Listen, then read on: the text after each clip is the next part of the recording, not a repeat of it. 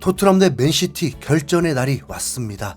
이 시점에 토트넘은 뉴캐슬이 맨유를 상대로 승리하는 바람에 이제 승점은 같지만 6위까지 떨어졌습니다. 대부분 맨시티전 패배를 예상하고 있다 보니까 이 순위는 현실이 될 확률도 높긴 합니다.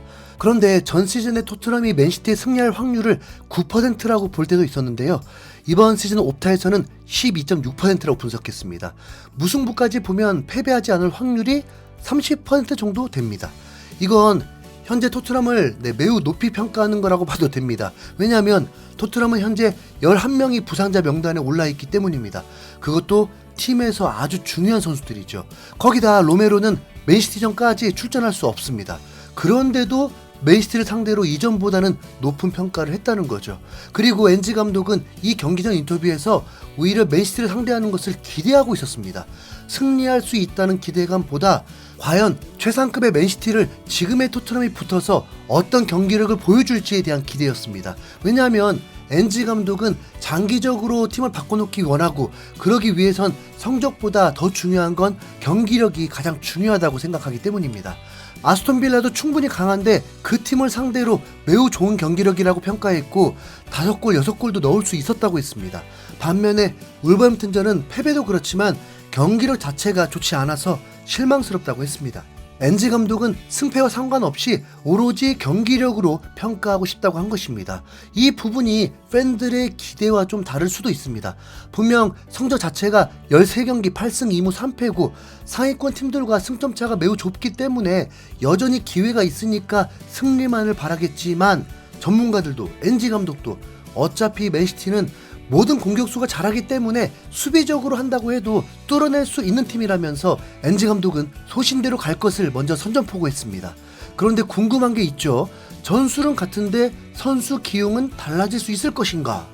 그래서 한 기자는 대놓고 엔지 감독에게 다이어를 언급하면서 토트넘의 높이를 위해서 다이어를 투입할 거냐고 물었는데 엔지 감독이 1초의 망설임도 없이 노라고 해버렸습니다.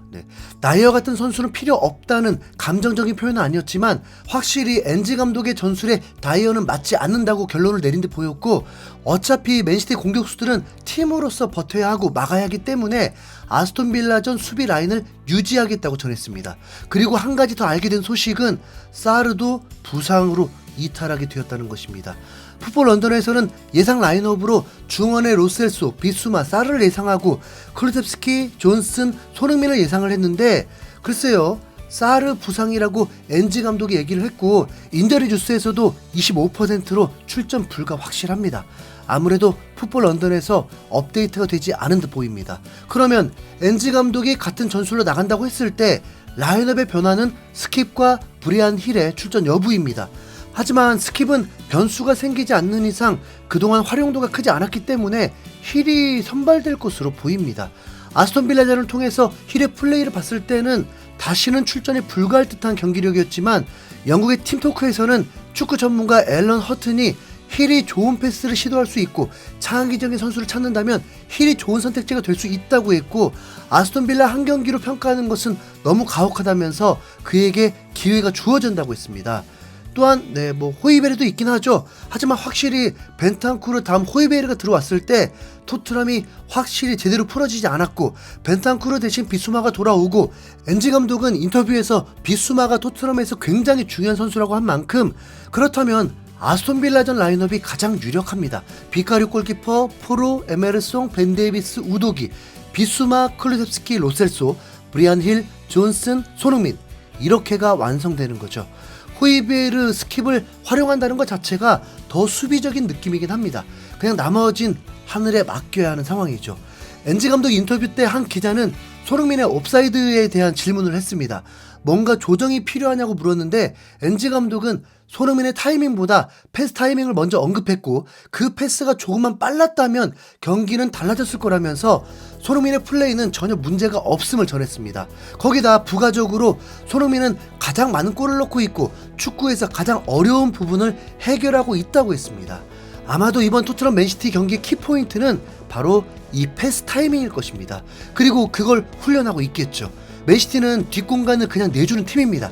그 확률이 적을 거라는 전제를 깔고 가는 건데 그런 패스를 넣어줄 선수가 없다는 게 토트넘이 가장 힘든 부분인 거죠.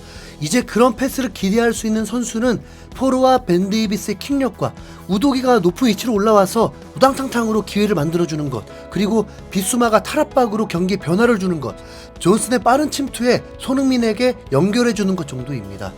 뭐 이렇게 보면 기회는 만들어질 것 같지 않나요? 네. 우선 손흥민은 일주일을 푹 쉬었습니다. 토트넘의 모든 선수들도 마찬가지죠. 선수들 트레이닝 영상을 보니까 우선 비수마가 가장 활기차 보였습니다. 이 부분은 기자들도 질문했던 건데 비수마의 경기력이 시즌 초반보다 못한 이유가 바로 경고 누적이 쌓이면서였다고 분석했고 엔지 감독도 동의했습니다. 비수마는 이제 전과 없는 완전히 깨끗한 상태로 자유의 몸이 되어서 출전합니다. 이번 경기 한 번에 2개만 받지 않으면 한 장 정도는 받아도 됩니다. 아니, 받아야 하죠. 그만큼 맨시티를 상대로 터프하게 경기해야 합니다. 어차피 다 알고 있거든요.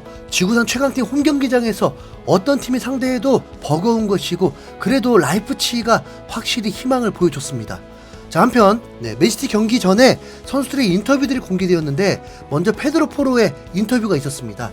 포로는 케인이 떠난 후에 토트넘을 얘기하면서 손흥민을 의지하면서 손흥민이 바통을 넘겨받았다.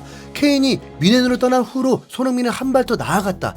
책임감도 느끼고 있다. 경기장 안팎에서 그런 변화가 느껴진다. 사람들은 보통 손흥민을 과소평가한다. 아마도 그가 항상 뒤에서만 서 있어서 그랬을지 모르겠다. 하지만 손흥민은 정말로 완벽한 선수다. 이렇게 극찬했습니다. 이번 경기만큼 포로의 키패스가 간절할 수가 없습니다. 포로는 지난 아스톤빌라전에서도 최고의 활약 선수 중 한 명이었습니다. 어차피 그의 공격력은 무조건 플러스인데 수비까지 미쳐버리길 바랄 뿐입니다. 한 가지 확실한 건 엔지 감독의 뚝심으로 인해서 토트넘은 원팀이 되어 있다는 것입니다. 이거 굉장히 중요하죠. 선수들의 불만 자체도 사라지게 만들어놨습니다. 벤 데이비스도 인터뷰를 통해서 현실은 이것이 우리가 축구를 하고 싶은 방식이고 이것이 우리가 훈련하는 방식이고 우리가 매일 추구하는 축구다.